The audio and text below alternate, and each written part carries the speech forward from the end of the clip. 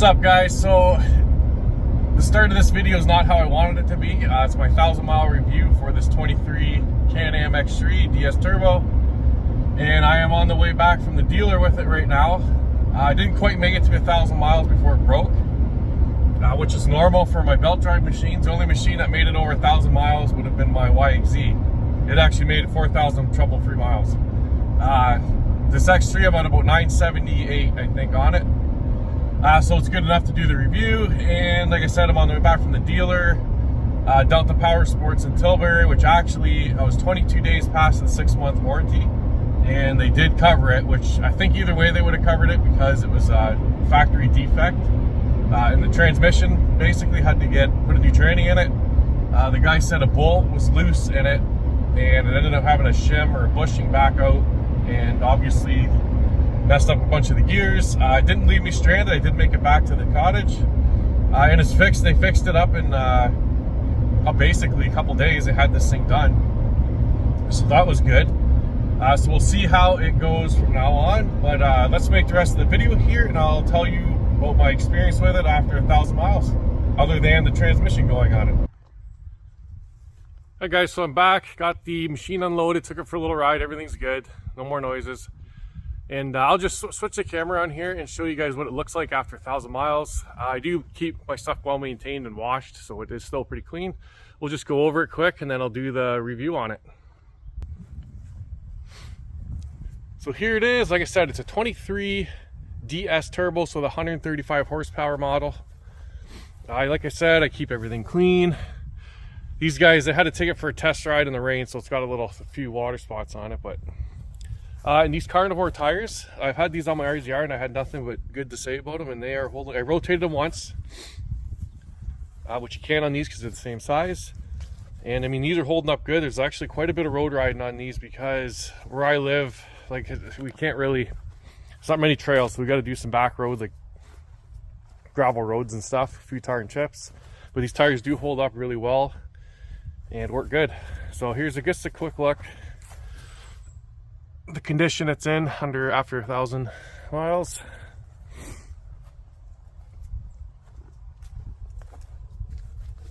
Everything's holding up pretty good, nothing's falling apart, rattling loose. I just got a few things on here. I was gonna program this, but I'm not gonna, because I was hoping it was gonna be 100% reliable, but I mean it was a part malfunction, so other than that everything's good. And guys, don't forget to check out sidebysidevents.com if you want some universal vents. They go anywhere on your doors, on your roof. They open and close nice and easy. They work pretty good, lets the heat out, lets some cool air in. So let's get this review going here. All right guys, so let's get into this 1,000-mile review on my 23 CANAM DS Turbo 135 horse. Like I said earlier in the video, it did have a malfunction from the factory in the tranny. It was a bolt loose, or not loose on something. The bushing fell out, basically caused a whole bunch of damage. I did manage to get it back to the cottage though. It just made a lot of noise. It was covered under warranty, so no issues with that. And they did say they've never seen that happen before, so I don't really know. I just got the fluke one, I guess. If anybody else had that happen, definitely put it in the comments, but I think that's a very rare occasion that this happens. So anyways, other issues on this, I've had none. So the only issue is that tranny happening, and it's fixed now. Other than that, 1,000 miles, trouble-free. No belt issues, no clutch issues. Everything's still nice and tight. This thing still feels like a new machine when you drive it. Everything runs good. I have done obviously the brake and oil change, and I was gonna do the tranny and the front diff before my next trip, but now obviously just gotta do the front diff, so I bought some oil for that. And I'm gonna do the engine oil one more time, and then I think I'm good for about 800 miles after that on the engine oil. And I think you're good for around 1,000 to 1,500 on the diff. So I'm just gonna put the new diff oil in, new engine oil again, and I should be good. I do have another trip coming up in about 2 or 3 weeks. I should be putting on a lot of miles this trip, so I'll definitely get a lot of footage of all that stuff and make sure, let everybody knows how this thing is still running after another 500 miles or so. So let's get into this, what I think of this machine. If you watched my other videos, you subscribe to me, which hit the button on the bottom right hand side if you haven't yet. But if you've seen my other videos, you know I've been driving, I had a 21 RZR Pro XP, which had problems right from 32 miles, belt issues. I had to pull the clutches, clean them. Then after that, it ran for a while, and then it needed injectors, and they covered the parts under warranty, didn't cover the labor. And then I ended up smashing it up and wrote it off. So I had to buy a new machine.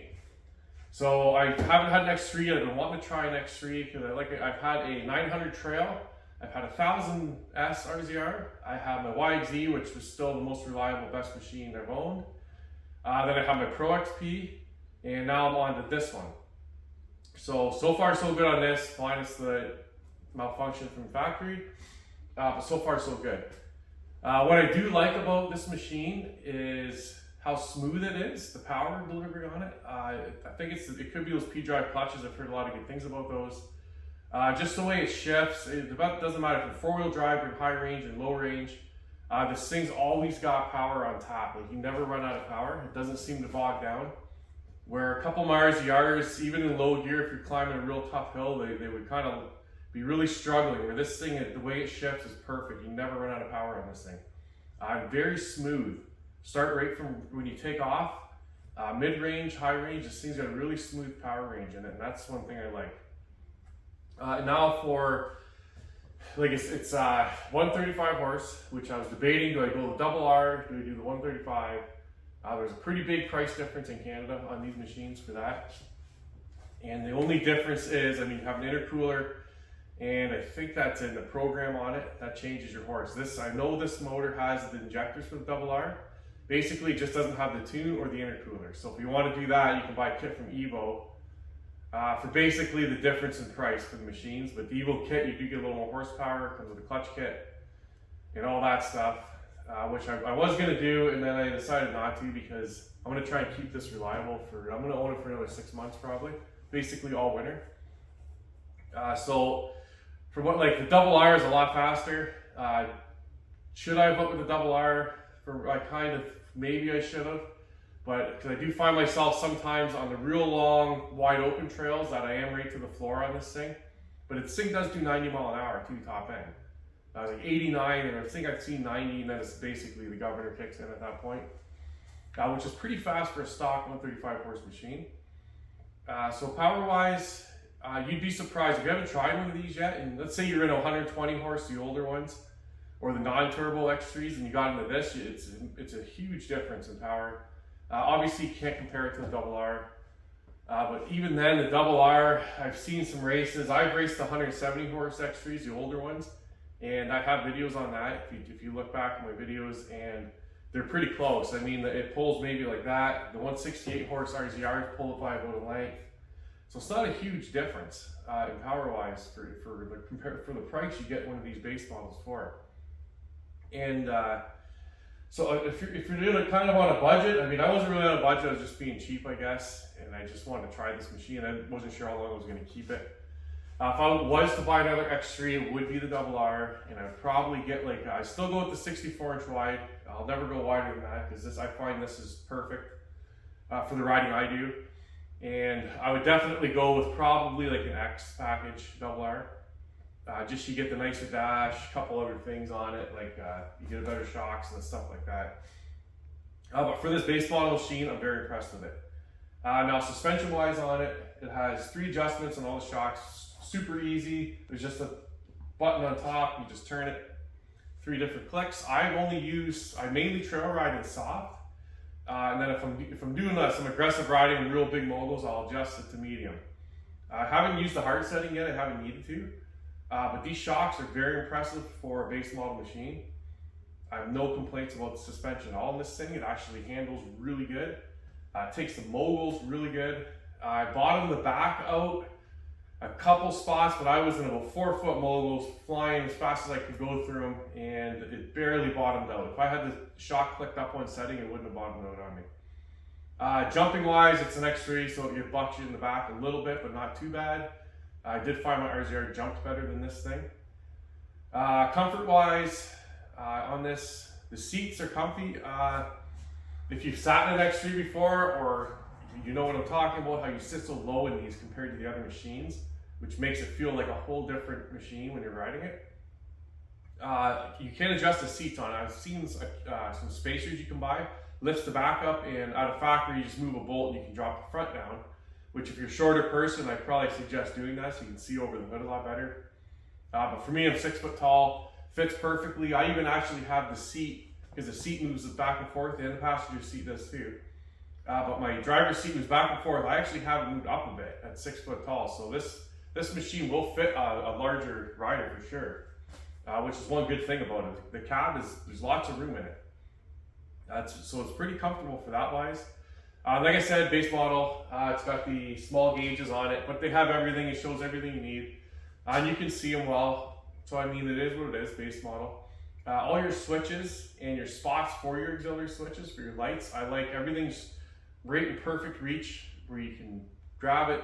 Everything's nice spot there. I have no complaints with that. It does have some storage, got a glove box and stuff on it.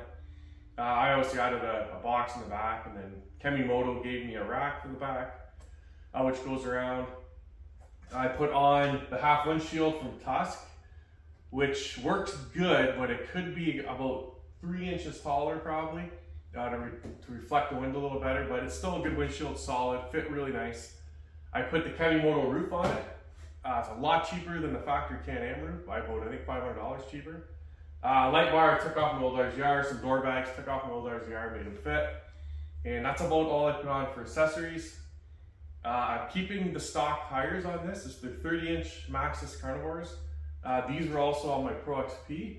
I really like these tires. So when I get my next machine, I'm definitely going to be putting these, if it doesn't come on it, I'm putting these tires on it. They have, like I said, so it's 980 miles basically on the machine right now. There is quite a bit of road running on these tires. I've rotated them once at about 500 miles, and they're still holding up great. They're still almost like new.